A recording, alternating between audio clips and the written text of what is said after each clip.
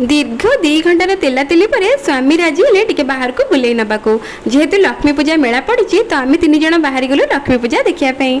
तो देखिपे आम जा पहुँची जाइलु मेलार जोटिकी मेढ़टी बहुत सुंदर थिला आ माँ भी बहुत सुंदर देखाउथिले।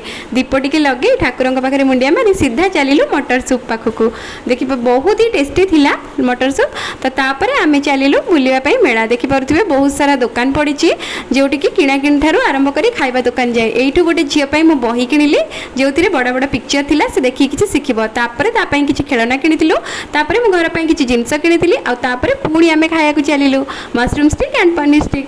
तापर आम देखिपे केते सारा दोली पड़ी राम दोली तापर छोट पिला केते गाड़ी बहुत सारा।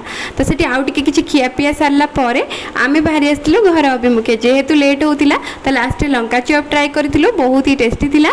तो तापर आम चलू घर को घरे पहुँचिकी देखिली मो भाई आसी तो तापर आम डिनर बन खाई पी शोई पड़ू। वीडियोटी भल लगी लाइक शेयर कमेंट करने को भूलें सब्सक्राइब करने को भूलें। रही जय जगन्नाथ।